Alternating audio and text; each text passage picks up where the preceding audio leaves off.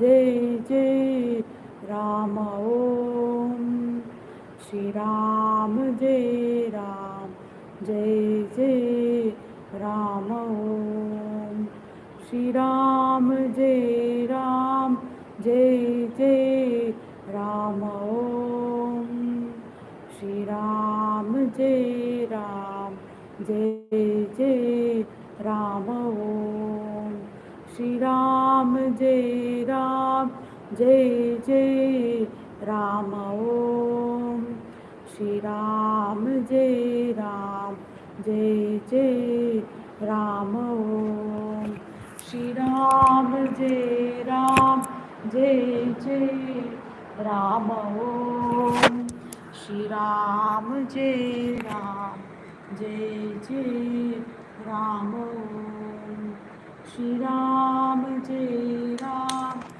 Jai Jai Ram Om Shri Ram Jai Ram Jai Jai Ram Om Shri Ram Jai Ram Jai Jai Ram Om Shri Ram Jai Ram Jai Jai Ram Om Shri Ram Jai Ram Jai Jai Ram Om Shri Ram Jai Ram Jai Jai Ram Om Shri Ram Jai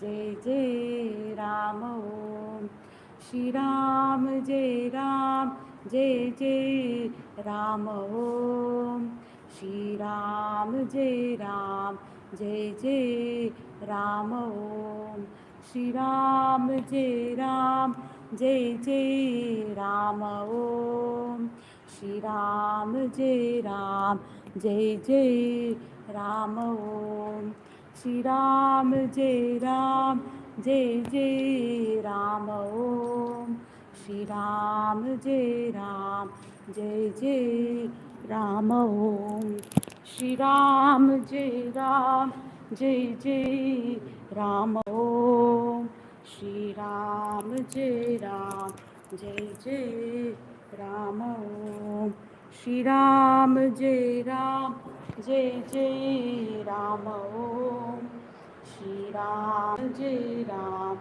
Jai Jai Ram Om Shri Ram Jai Ram Jai Jai Ram Om Shri Ram Jai Ram Jai Jai Ram Om Shri Ram Jai Ram Jai Jai Ram Om Shri Ram Jai Ram Jai Jai Ram Om Shri Ram Jai Ram Jai Jai Ram Om Shri Ram Jai Ram Jai Jai Ram Om Shri Ram Jai Ram Jai Jai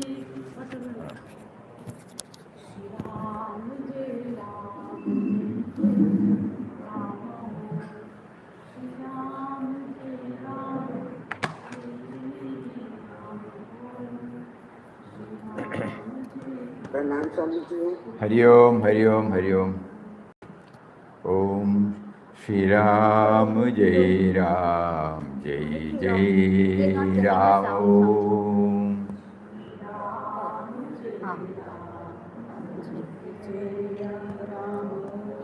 Shri Ram Jai Jai Ram Om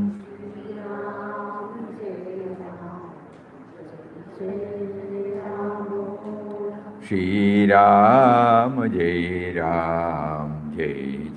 Jai Ram Om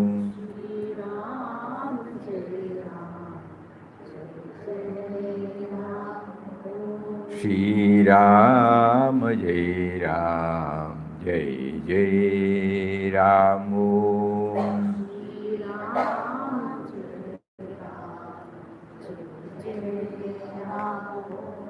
Shri Ram Jai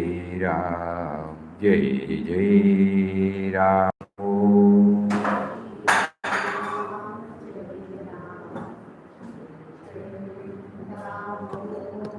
Shri Ram Jai Jai Ram Om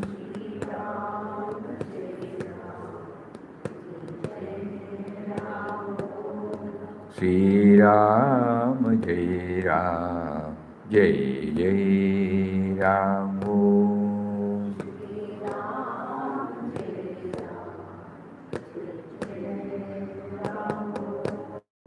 Shri Ram Jai Jai Ram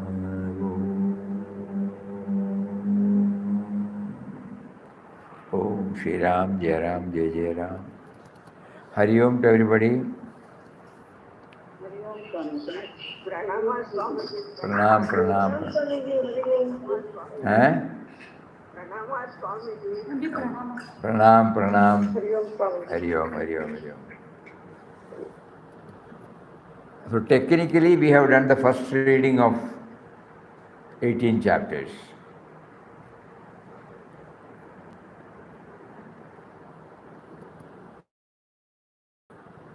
When Papa was prompted to write a small book on Gita entitled Gita Santesh,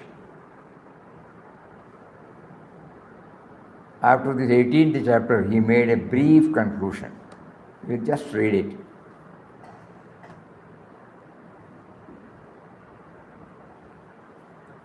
A brief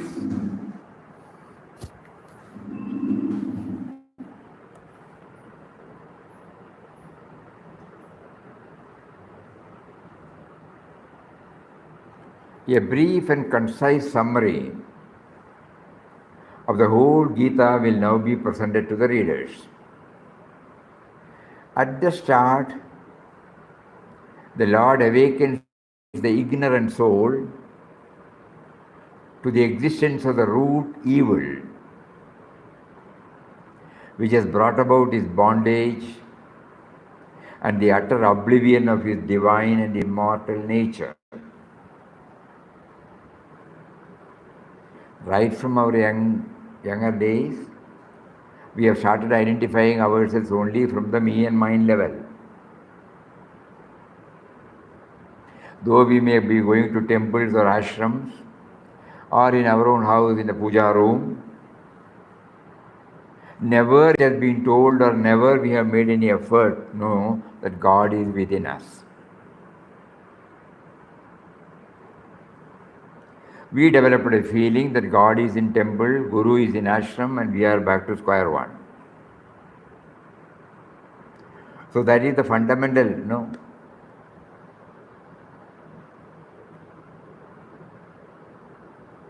problem we all have.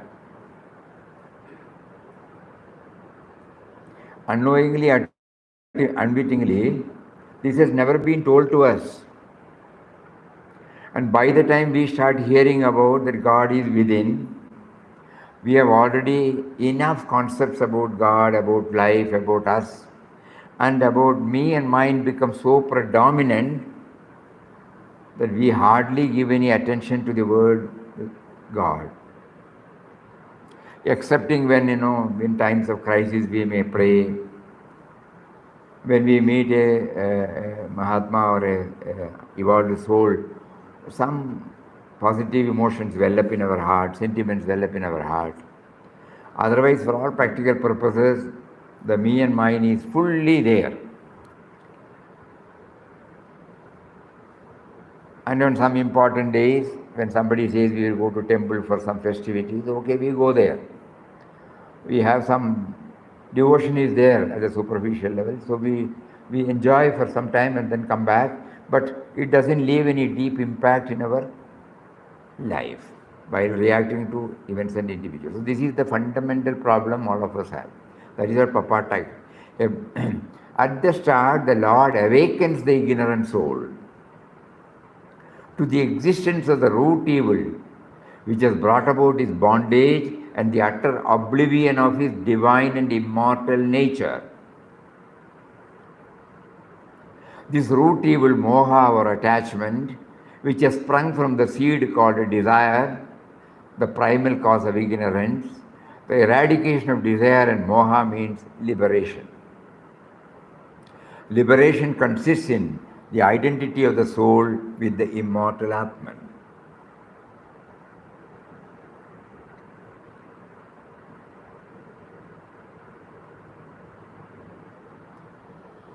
The deathless state is realized only when the mind of man, through a burning aspiration for freedom, is withdrawn from its association with the perishable body and the objects of the senses and is directed through concentration towards the central eternal truth of his being.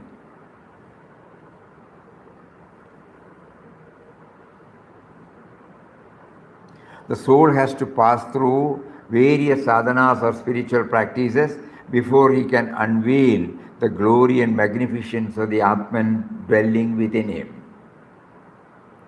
In fact, ignorance consists in the forgetfulness of the soul of his eternal, infinite nature. So all sadhanas are for keeping up a ceaseless remembrance of the great truth which the soul has forgotten and which he is in reality. Ceaseless remembrance brings on a divine consciousness in which the soul discovers himself to be the all-pervading, eternal, changeless truth. In the attainment of the soul In this attainment, the soul discovers himself to be the all-pervading, eternal, changeless truth.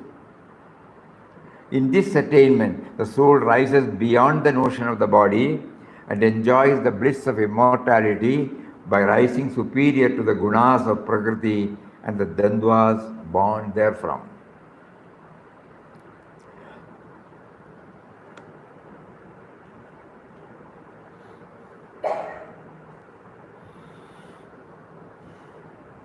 So we are dealing everything from the me and mind level.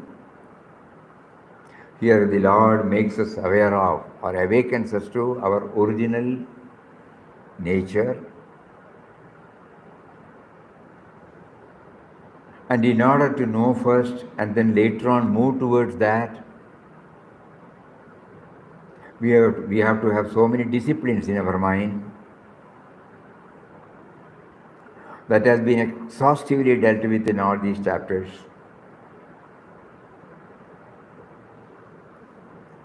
Discipline, we don't mean only the traditional form of discipline, no. In our workaday life, that means family life, professional life, social life. In these three tiers of life, what do I do to know about, to act based upon the vision of divinity in us? How to know about the divinity within us? How to make us aware that the same divinity is in everybody? What should I do when I handle the household matters? What should I do when I go to my profession and do it? What should I do when I become a member of the society and discharge the duties entrusted to me? This is what is answered in Bhagavad Gita. That is why always it is addressed to the man on the field. We should always, otherwise it gets separated.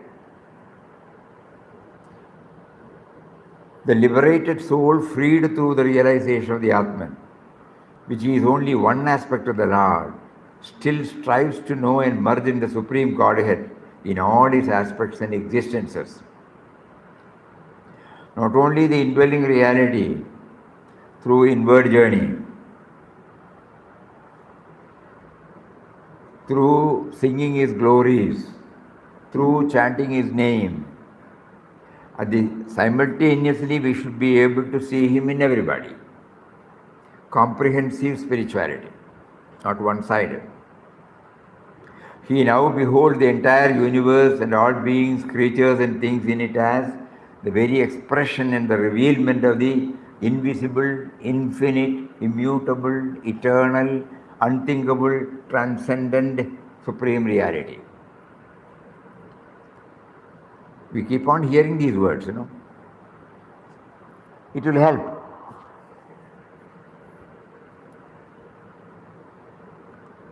At the moment it is a tall order, but we keep on thinking about it, dwelling upon it. As Papa used to say, go to the origin of your and the world life.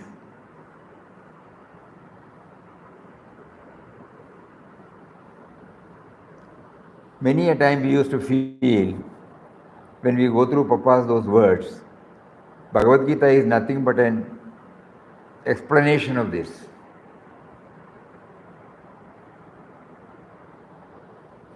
Because if you remember, you got that book? Which one? Eh? Which song? Glimpses? Glimpses is No. here, middle.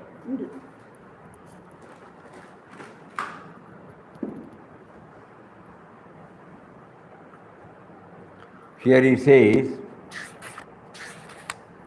try to enter into the mysterious origin of your and the world life. To know who you are in reality is the real quest. To arrive at this truth, you have to, by a systematized process of thought and discipline, transcend all human limitations set by the body, mind, intellect, and then embarking on the realm of the spirit, realize your immortal, changeless, blissful nature. To us at the moment, when we think about Bhagavad Gita, the entire, if we try to take out the essence out of it, that is, systematized process of thought and discipline is exhaustively dealt with, transcend all human limitation. That is why he brought about all gunas, all actions, all knowledge, all persons, all types of will and commitment and grit, the decisions that we take, different types. Especially the 18th chapter completely touches all these things. But all these 18 chapters put together, we try to understand where from we have come.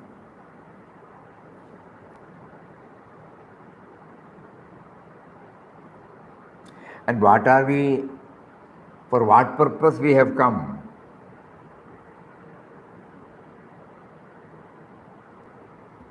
And what is the methodology by which we can get back to our original home.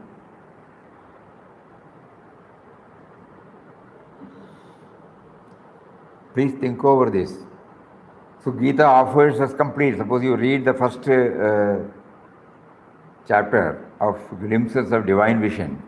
We can say Bhagavad Gita offers us a comprehensive package, where everything is addressed there.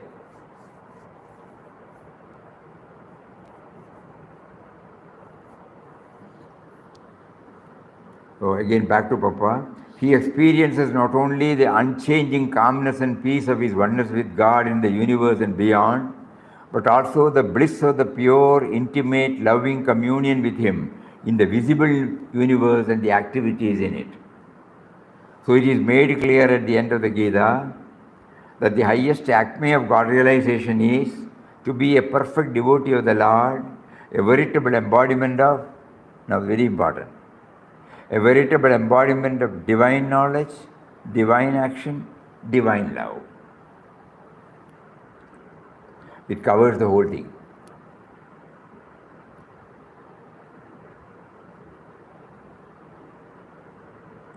Behind all my thoughts, words and deeds, the divinity is there. I am unaware of it. I start only from me and mind level. So now here is an effort made, there is a power beyond that, which is behind my thought, word and deed. So I should become conscious of it. That's why he says at the end of this, he experiences not only the unchanging calmness and peace of his oneness with God in the universe, in the visible universe and all activities, so it is, but also the bliss of the pure, intimate, loving communion with him. So it is made clear at the end of the Gita that the highest acme of God realization is to be a perfect devotee of the Lord, a veritable embodiment of divine knowledge, divine action, divine love. Such a devotee is the very form and expression of God, or God himself in human form. Sri Krishna, the Purushottama, has revealed himself in his heart and has absorbed him into his ineffable, extremely wonderful being. This is the goal, and Gita Sandesh is to take the soul to this goal. That is how Papa concludes his commentary, a small commentary on Bhagavad Gita.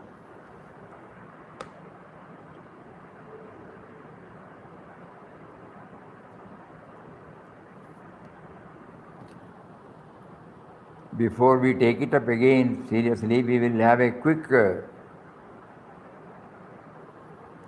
recap of the entire 18 chapters.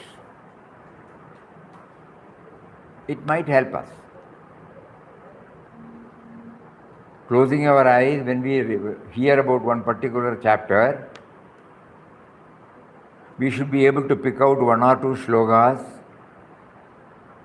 and then integrate it with our present day life. Not what had happened 5,000 years ago.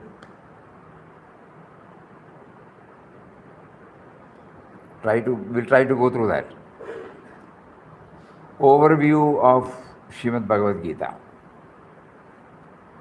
Behold divinity in every aspect of this world Leela. Verily it is He at play in all beings and creatures, says beloved Papa. Behold divinity in every aspect.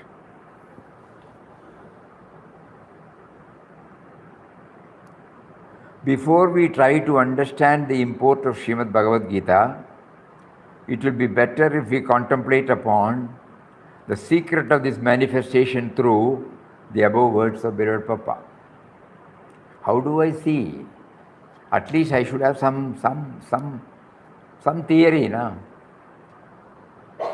Behold divinity in every aspect of this world, Leela. How do I do that? How do I make a move, first move? The Puranas declare that the whole life is indeed the Leela of the Lord,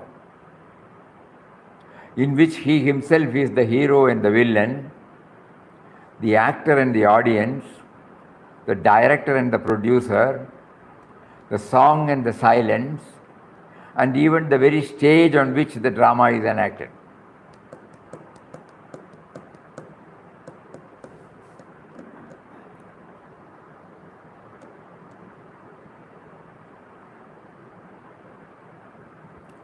It is by a large mobilization of His Prakriti, of His energy, of His will, of His power, that He manifests Himself in all this multiplicity. But then the question arises as to why He allows Himself to get caught in the web of His own creation. Can the spider be trapped in its own web? The explanation is simple. The best actors are those who can completely immerse their private lives in the personality of the character they are portraying. So also in the cosmic drama, the supreme actor has to forget his true nature and allow himself to be caught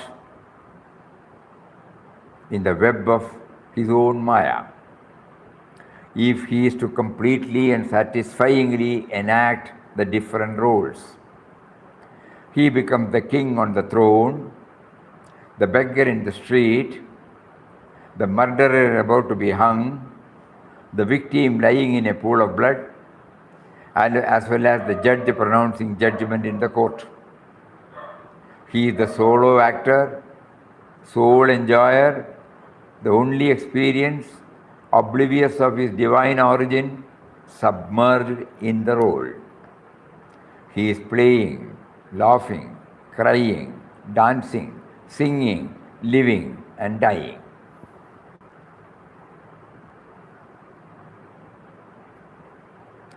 The avatara comes in order to free the jiva from this complicated web of divine origin and enable it to realize its own real nature. Throughout the chapters, we find the above principle is given emphasis repeatedly in so many ways.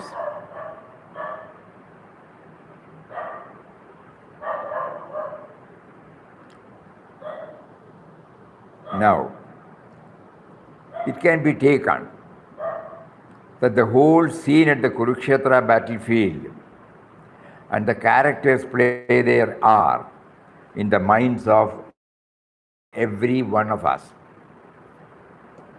Lord Krishna stands for the indwelling reality,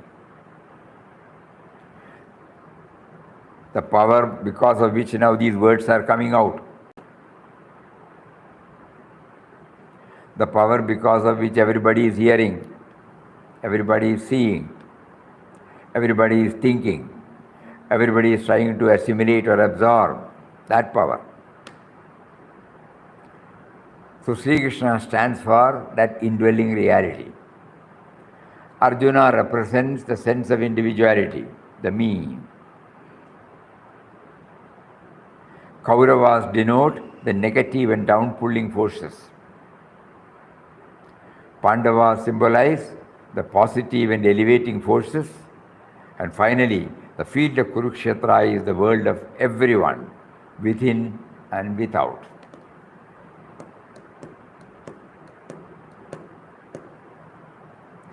The sense of individuality, oblivious of the substratum, namely the indwelling God, tries to find a sense of fullness or happiness in the outer life. This is our life. Because we have forgotten, we are not aware that God is within us. We always want to be want to be happy. All our thoughts, words and deeds are motivated towards this happiness or fullness or whatever we call it, fulfillment.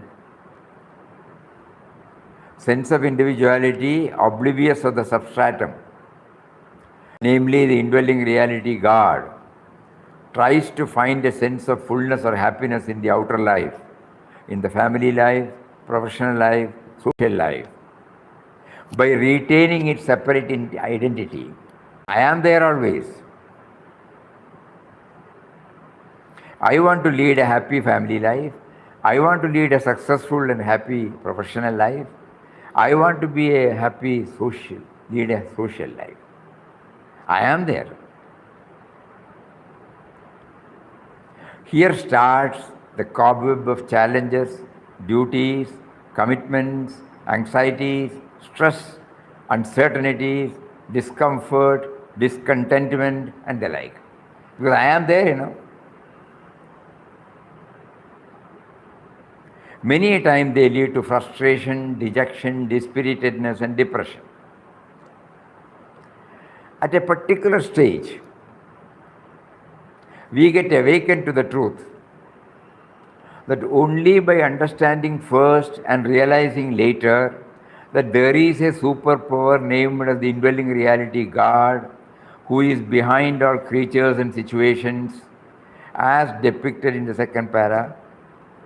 In other words, we should know that we are only playing the part allotted to us by Him in this world Leela, and nothing is really initiated by us. This theme is repeatedly brought out by the Lord Krishna throughout the Bhagavad Gita. We get awakened, Arjuna was viewing it from the me and mind level. So naturally he fell a victim to his own moha, attachment. So Lord Krishna immediately intervenes and awakens him. That all these things have already been prescripted. You are only a nimittam. Even if you don't want to do that, it will be done.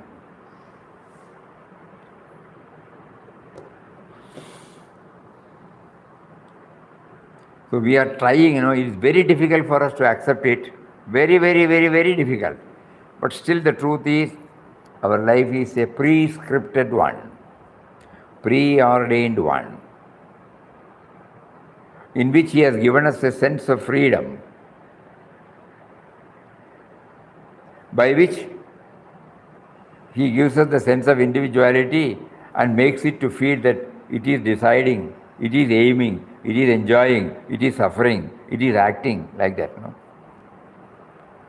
So a lot of manana is necessary to understand these words. So throughout these 17, 18 chapters, Lord Krishna is trying to bring this, to our mind. That is why Vinobaji said in the first chapter, let us not think that there is no Krishna for us. Krishna is the indwelling reality. Just like Arjuna handed over the reins of the horses to the Lord, if we also try to hand over the reins of our mind to Him who is the indwelling reality, just like Arjuna was led to victory, we will also be led to victory. Victory over what? Victory over all our limitations.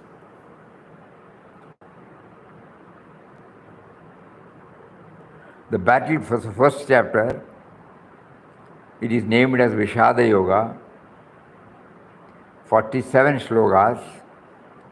The battlefield of Kurukshetra, the venue of the prescripted drama, starts with the theme contained in the first chapter. The first sloka, through the words of Dhritarashtra, draws our attention to the cardinal mistake we are made to commit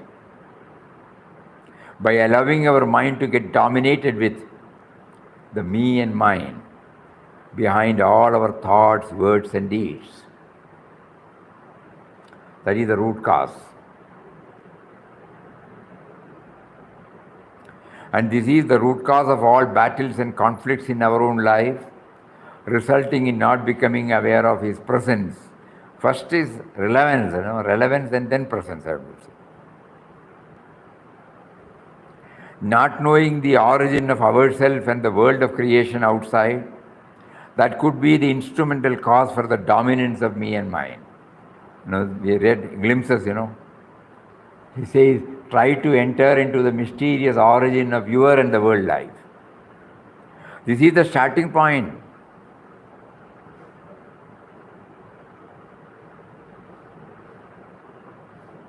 We reverentially remember the great devotee, I think Bhavani Shankar Rao, who compiled all these, and brought it out in this form.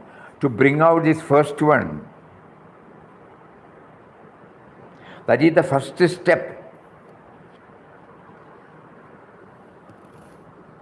If I don't know my origin, if I don't know the origin of the objects, the rest of the creation, how will I be able to develop a proper relationship with them? Please think about it. When we go to another city, we meet somebody, For example, we were in Calcutta. One person came in the evening. We have not seen him. He is the brother of a devotee here. But when he started talking, immediately all of their connections, origin. Immediately Jaruma remembered how her father remembers this person's father. Origin, no? When we go to another place, when somebody talks the language which we are talking, immediately we find an affinity there, Think. Somebody talks Malayalam. Immediately we will be happy. Somebody talks Hindi or English, where there is no Hindi or English or no Tamil. So immediately we get connected with that person. We remember an incident, yes. That was in 70 or 71. We were going from train from Delhi to Varanasi. The train was full. Though we had reserved, there is no reserved tickets at all. Nobody will honor that. Everybody will just commit as an unreserved compartment. So you can't even breathe. That much was the crowd. So we were sitting on the near of the window. So many people were there. One young man was looking from the other carriage. He saw us from the other window. Immediately he looked at Tamila. He asked, do you know Tamil? Immediately when he said, Amam, joy, well. And in 2 minutes' time, he and his newly wife, we have not seen him. Somehow they moved and saw to it that they are very near to us. And from that moment, till we returned to Delhi, we were together.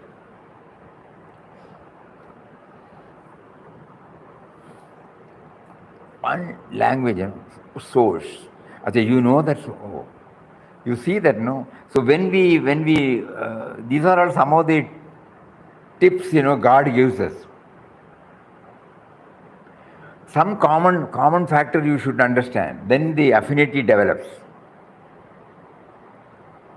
When I know my source, I will be able to connect myself with the rest of the creation, because the common factor is there. The moment I know the, this unknown power, which is named as the subtle and mysterious power by Papa, is the source of all, suddenly I cannot think in terms of me and mine. Think about it. That is why the first sloka through the words of Dhritarashtra draws our attention to the cardinal mistake we are made to commit by allowing our mind to get dominated with the me and mine. And this is the root cause of all battles and conflicts in our own life, resulting in not becoming aware of His presence. Not knowing the origin of ourselves and the world of creation outside is the instrumental cause for the dominance of me and mine. Though it pushes us to the front, it also tries to mysteriously punctures our commitment to honor our duties. The me and mine is the one who takes the lead, everywhere. So the first chapter touches about this. And second chapter, while reacting to objects, emotions, thoughts, and situations, we normally start from me and mine level. The sense of individuality is caged in the body-mind-intellect complex, which everyone feels is the planner, the actor, the enjoyer, the sufferer. Sri Krishna first touches upon the transient nature of this equipment and points out the immortal nature of the core of our being, which is in all equally.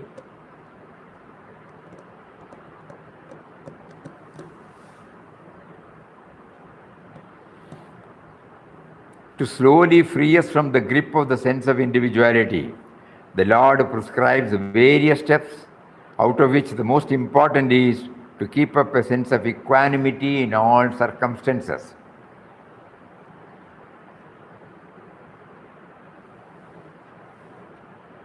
What is to happen will happen, no? Nice to hear, and we all want to implement it. On some occasions, we may be able to keep up the sense of equanimity. At some moments, we may not be able to keep up. But at least if we have this, the sense of equanimity is the one that ensures any damage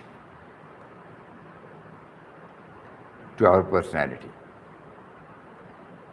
Then we are game.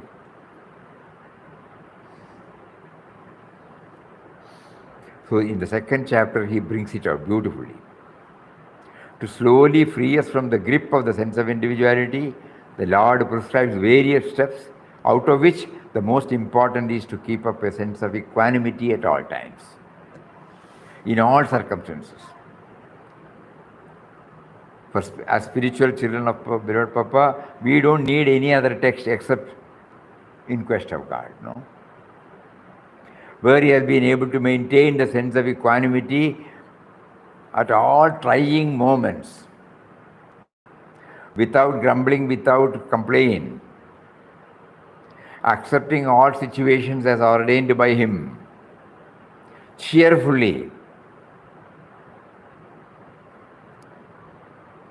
not fixing our mind on the fruits of every action in which we are engaged in. That will also help in remembering the subtle and mysterious power God behind every thought, every word, and every deed. We have been prompted to act. The result will come by itself, and I cannot appropriate the result to myself because there are so many contributory factors for it to get such a fruit. So the me and mine gets, tamed, subdued. Otherwise, when I work, I should get all the fruits to myself.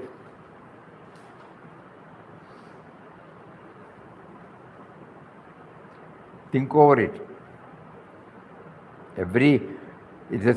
There are about 72 slokas in this, in which he spends about 18 slokas to paint the word picture of a sthita prajna, a man of steady wisdom. That means, steady wisdom means not oscillating. Steady. That can come only when we have the sense of equanimity. And from there we move to the third chapter, Karma Yoga, with 43 slokas. To achieve the above objective, that is equanimity, efforts are to be made to convert all actions as a dedication to the Lord, who has provided and has been providing everything to us through his two creations, namely Mother Nature and society. All actions are a dedication. Karma becomes Karma Yoga.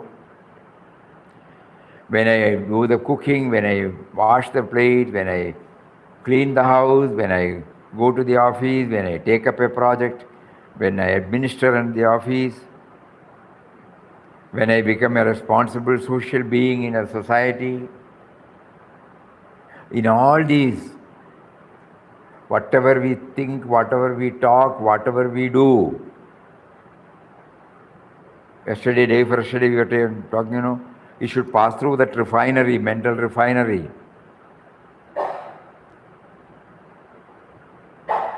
So that the equanimity will come out, concern for others will come out, and ultimately peace of mind will also come out. So that is third. Then the fourth is Jnana Karma Sannyasa Yoga, 42 slokas. When we start doing like this, that everything is an offering to him, the karma itself becomes akarma. We don't even recognize that we are doing anything. He has provided everything to us. He gives us the prompting, he provides us the wherewithal, he gives us the field. And actions go on. So karma becomes akarma. So the sense of individuality remains untouched and unaffected. And from there we move to the fifth chapter, Karma Sannyasa Yoga, with 29 slokas.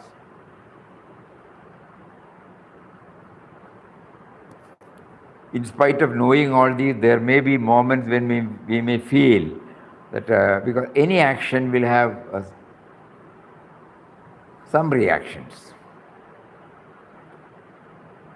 Some may be okay for us, some may be. When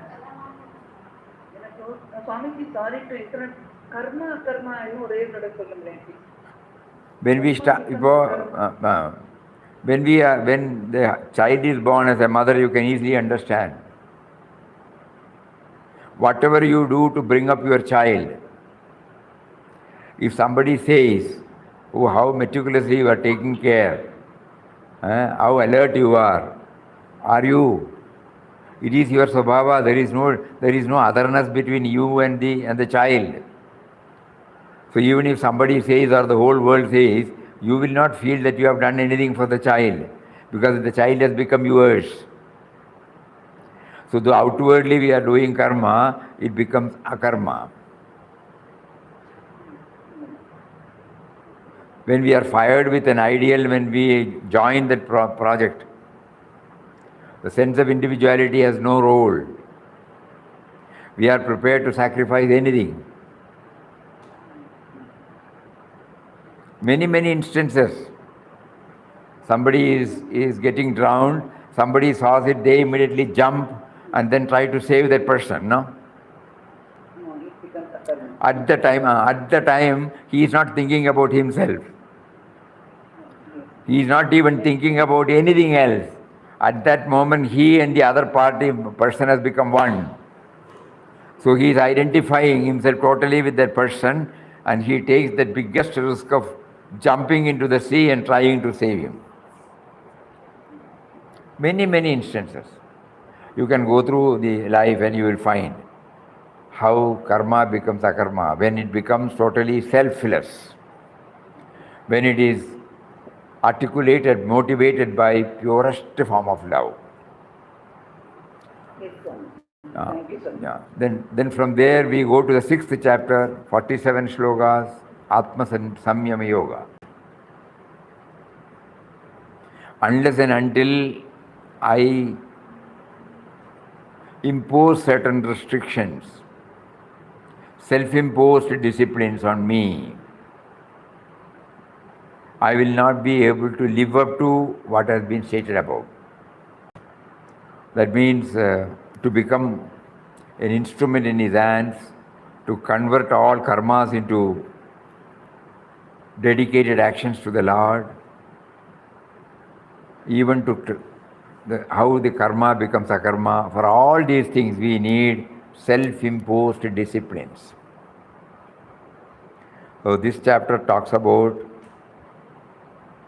one-pointedness, moderation and equanimity. Karma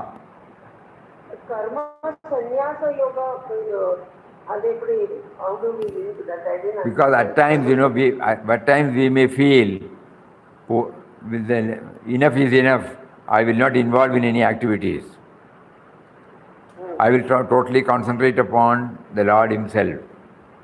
Ultimately, I have to realize God, and I have been trying to dedicate all my outer actions, but there may be some moments when I feel it is very difficult for me. My sense of individuality creates a lot of problem by doing it. So better to recede myself from all activities and to exclusively concentrate upon dwelling on the Atman within, which is called sannyas. No? So that such moments may come, but here the Lord says, of the two, both are good, but of the two, I always prefer karma yoga. So is sannyasa, though sannyasa and karma yoga are equal, are to be treated in the same, still karma yoga is superior to sannyasa. So these are all the things when we go through this life experience with this background, then it becomes very clear to us. And Anandashram, sannyas in Anandashram is not breaking away from anything. Papa beautifully describes it as, previously he was identifying with a small family, now he is identifying with the entire family, big family, universal family, in which the small family is also there. So it is not renunciation but expansion. So that is karma yoga is there, Here whatever activities that are going on, so many activities are going on here. It is not the traditional way of worship that one, no. Nama chanting is the main, okay. But apart from that, seva and dhyana is there, na? So nama and dhyana help us, but nama and seva help us, because we cannot, even if I retire to a forest, there should be some minimum activity. So in order to clear that, here Lord says, I prefer karma yoga to karma sannyas. Renunciation of action and renunciation of the fruit of action. No? In karma yoga, you are renouncing the fruit of action. In sannyasa, you are renouncing the action. So that has been amplified. And then from there we move to the 6th chapter. Here, one-pointedness, moderation in everything, in food, in sleep, in activity, in words, and then equanimity. I try to develop. If I neglect, I will not be able to live up to that. And then from there, we move to the 7th chapter, Jnana Vijnana Yoga. Spiritual knowledge and spiritual experience, Because these are all something I hear, a new direction.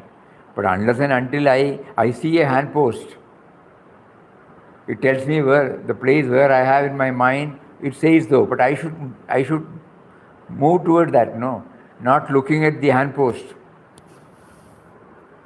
not getting stuck with the handpost. I must translate. And here, how do I do that? God is within me, God is in everybody. Suddenly my mind says, if I am the source, and if God is the source, why should there be this manifold manifestation, different types of manifestation? So immediately we look back to our own family, Nowadays, of course, nuclear family. Previous, in good old days, everybody will have 5 or 6 brothers or sisters, Same father, same mother, same environment. But children are different.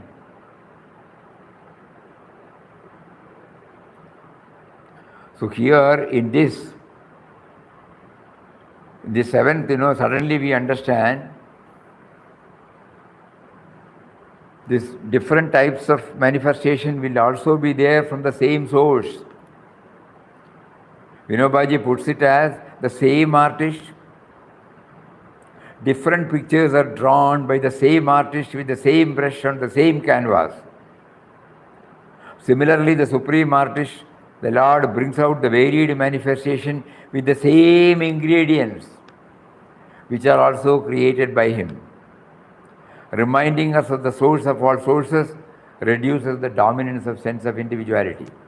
Every chapter, there is a point. Sense of individuality is tamed, subdued.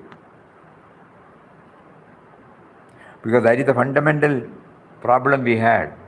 So through every chapter, it has been hammered. Whenever it raises its head, one more. So then from there we move to the 8th chapter, Akshara Brahma Yoga. Here exclusively he talks about whatever said and whatever I have understood. Still, because I am an embodied self, my mind keeps on dragging me to this tent body. So the remedy is to know the transient nature and also to remind that if I don't remember Him at the time of leaving the body, again I will be in this cobweb again, and I will not be able to translate the ideal into my life. So elaborately the Lord discusses about the need to remember Him at the time of death. Periodical contemplation of death of the body and the need to dwell on the indwelling reality at all times and places will help in developing the needed detachment from the ephemerals, always getting grounded in union with God that ensures freedom from delusion, which leads the individual to reach the ultimate goal. So that is in the 8th chapter. From there we move to the 9th chapter. In 34 shlokas, he says, what is the easiest method? Express highway, where there is no danger. We don't have to bother whether the vehicle will be coming from this side. In express highway, there is a clear demarcation, 3 this side or 3 that side or 2 this side or 2 that side. In other roads, you have to be very careful. So that means in Rajavidya Rajaguhyam, there is the express highway where, complete reliance on Him. He has given me the life, He is making me to think, He is making me to do, He is making me to... With that, when I lead the life, there is no risk at all. There won't be any collision, no accident, no damage will come to me. By realizing that He is the goal, He is the supporter, He is the Lord, He is the witness, He is the abode, He is the refuge, He is the friend, He is the origin, He is the dissolution, He is the substratum, He is the storehouse, He is the seed immutable. Whatever is eaten, whatever is offered, whatever is given, and whatever austerity performed, all are offered to him totally. This is a royal path. Upadrashta, Anumanta, Bharta, Bhokta, Cha Maheshwara. From tomorrow or day after tomorrow onwards, we will pick up one or two stanzas from each and let us try whether it gives us a entry to this theme. And in the 10th chapter, Vibhuti Yoga, this vast creation is like God's book. When our eyes are covered with thick veils, we think that the book is closed. Everywhere in this book, that in this creation, the name of the Lord is written in beautiful letters. But we fail to read that. We see it only as a letter. We see it only as an object or a person or a situation.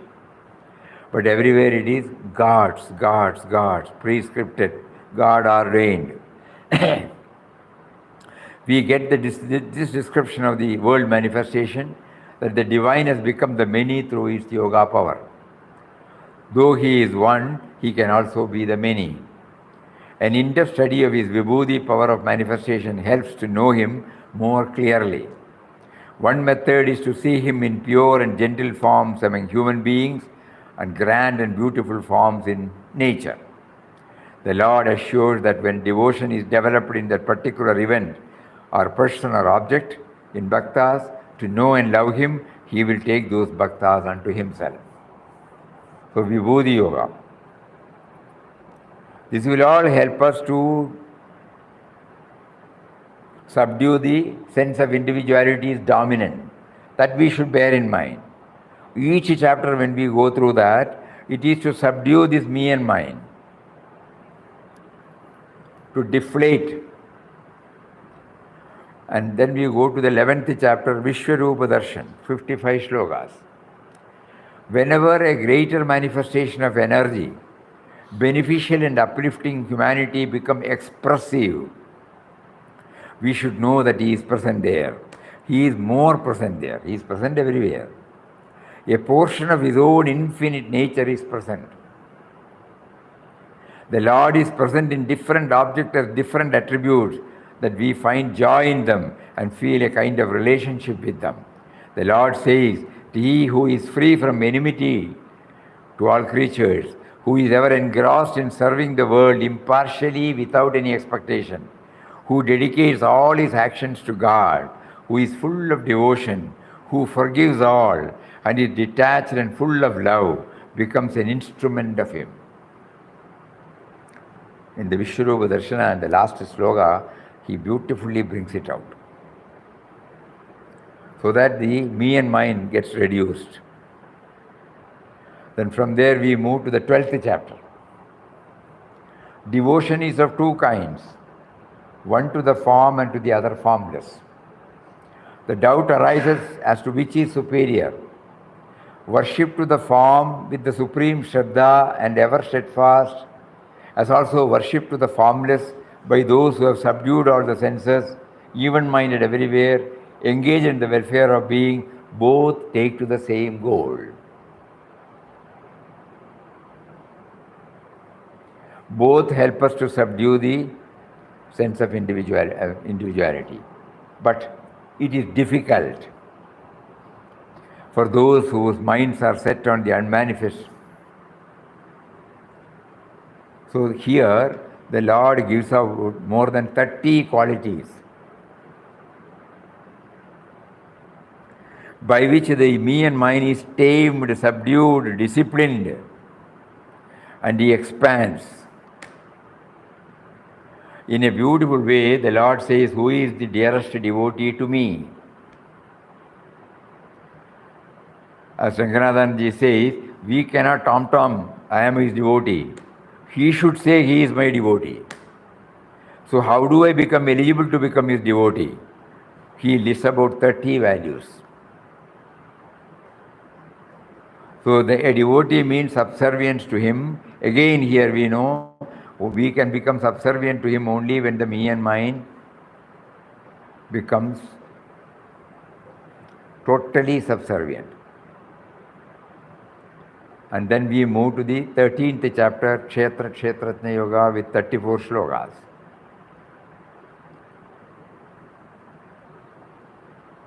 So to understand him better, with all this, still the mind needs some more confirmation, some more authentic authority, So here the Lord explains about the body and the knower of the body, the Kshetra and the Kshetrajna.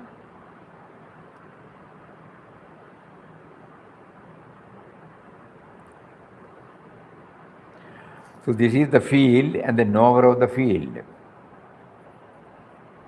Here also the Lord brings out as nearly as 20 values. To understand him better, he explains the body as the field and himself as the knower of the Kshetra field. The great primordial elements, egoism, as also causal and manifested nature, Mula Prakriti, the 10 senses, the mind, the 5 objects of senses, desire, hatred, pleasure, pain, the aggregate, intelligence, fortitude, they constitute the field. The Lord also enumerates more than 20 values to realize the purpose of true knowledge. Because if I don't have the true knowledge of the knower of the field and the knower, I will not be able to subdue my sense of individuality. The knower of the field is explained as one shining by the functions of all senses, yet without senses, unattached, yet sustaining, devoid of gunas, yet their experiencer. So the sense of individuality cannot take any credit or assume the doership or enjoyership or sufferership. It has been beautifully brought out in 13th chapter. And then we move to the 14th chapter, Gunatraya Vibhag, 27 slokas.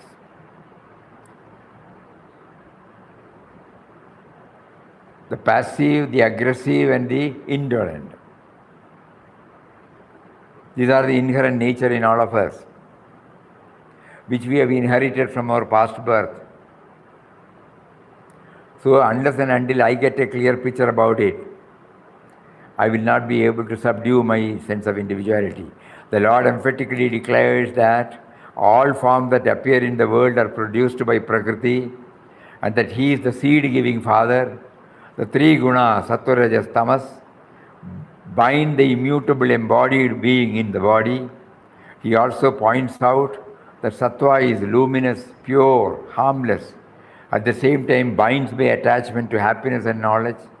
Rajas stand for passion, giving rise to thirst, attachment, binding the embodied to attachment of action.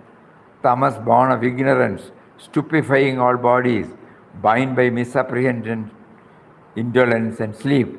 The embodied one, having gone beyond these 3, is freed from birth, death, old age, sorrow, and attains to immortality. Again, this is how we become aware. We become aware of the technique to subdue the sense of individuality. Then comes the Purushottama Yoga with 20 shlokas. We can establish happy relations through him with everybody else. Because he is there. There are only 3 things here. Me, the Bhakta, he, the Lord, and all other things are the articles of worship. There is no other thing. So sense of individuality cannot raise its hood. Only 3 things are there. Me, the Bhakta, he, the Lord, and everything, the articles of worship.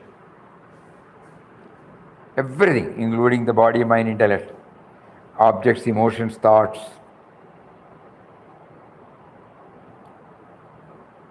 Situations, everything, all creations. Then 16th chapter. Again, after hearing all these things, again we find some roadblocks. The me and mind cannot be tamed. So here, a knowledge of the Devi Sampat and Asuri Sampat will help us. So 26 values have been brought out beautifully here. And he explains in so many shlokas about the Asuric tendencies.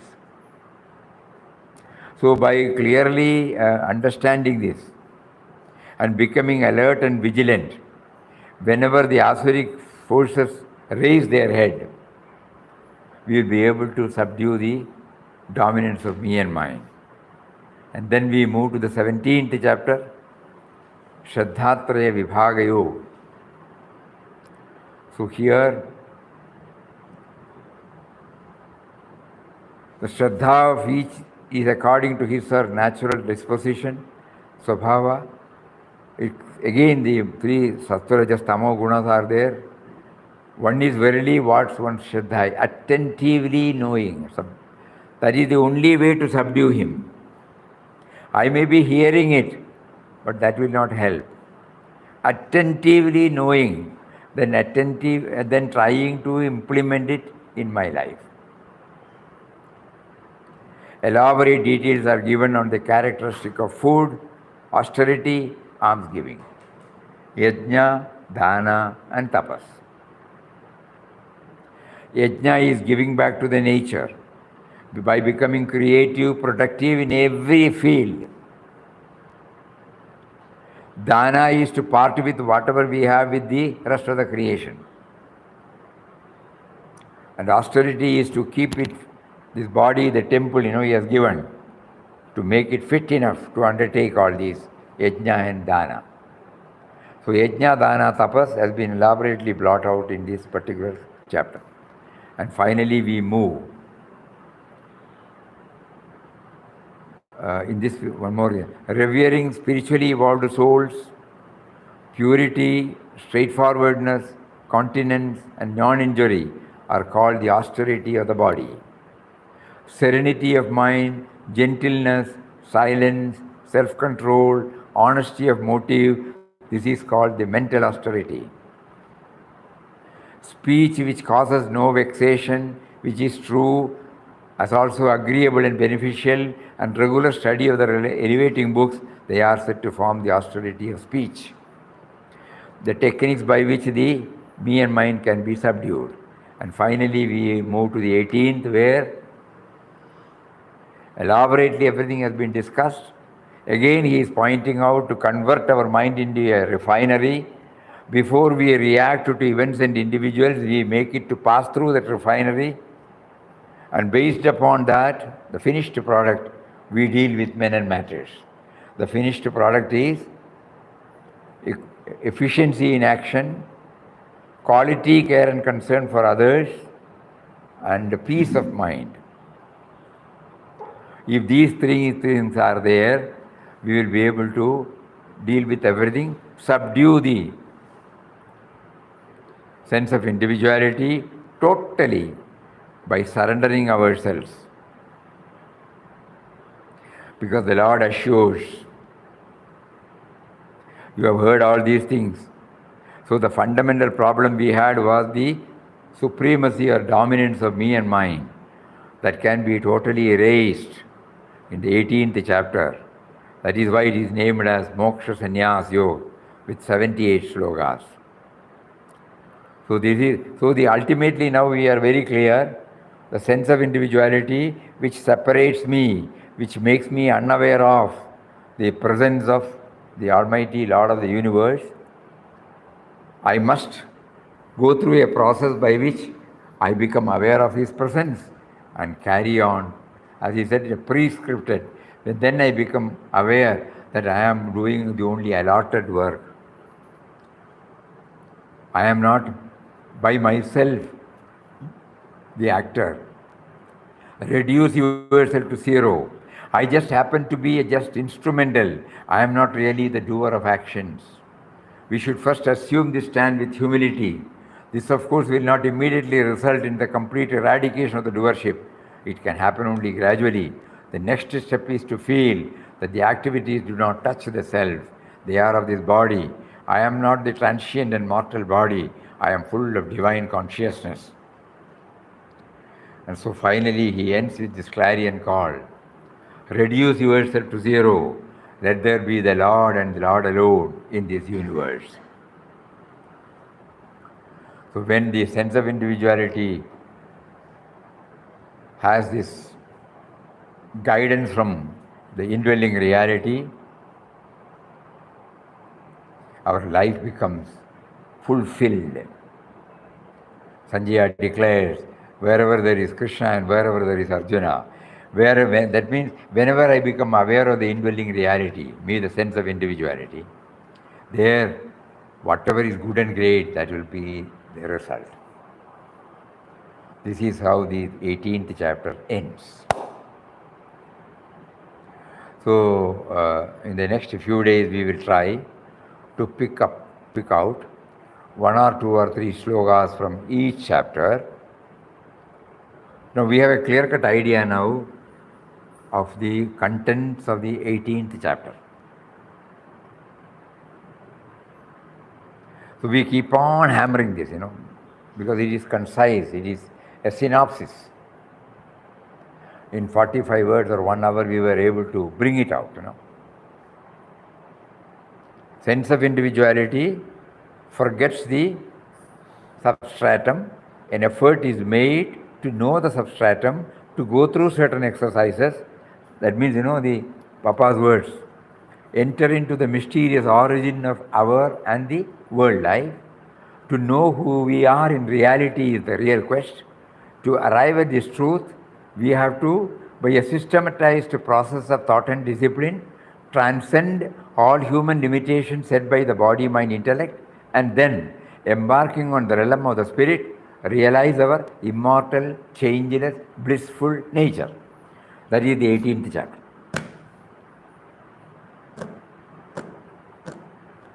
So we all pray to Papa.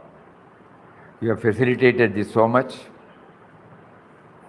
Through every possible means, you are trying to hammer this in our mind. We got stuck somewhere. You are slowly clearing everything. Make us enable us to translate this into our very life and reach the goal of becoming aware of your presence always. Hari Om. Om Shri Ram, Jai Ram, Jai Jai Ram. Om Shri Ram, Jai Ram, Jai Jai Ram. Om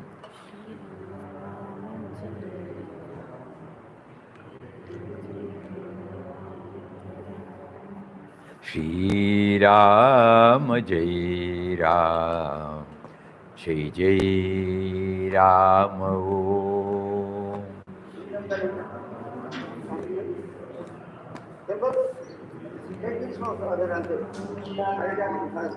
Shri Ram, Jai Ram, Jai Jai Ram.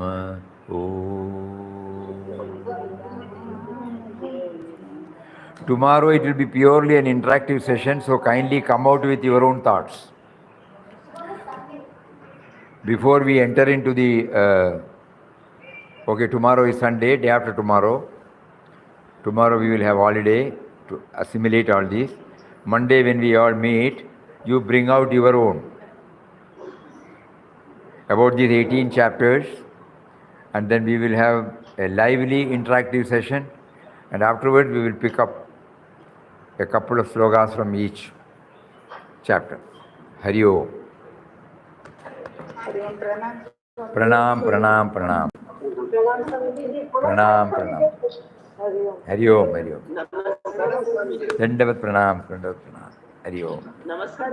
Namaskaram, namaskaram.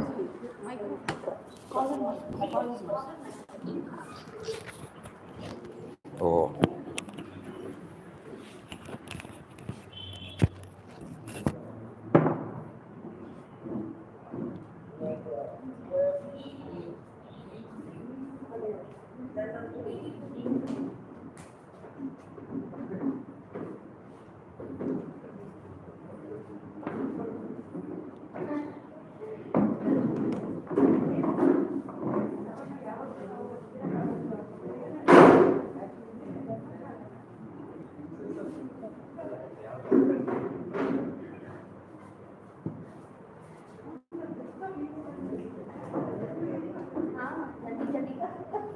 Here.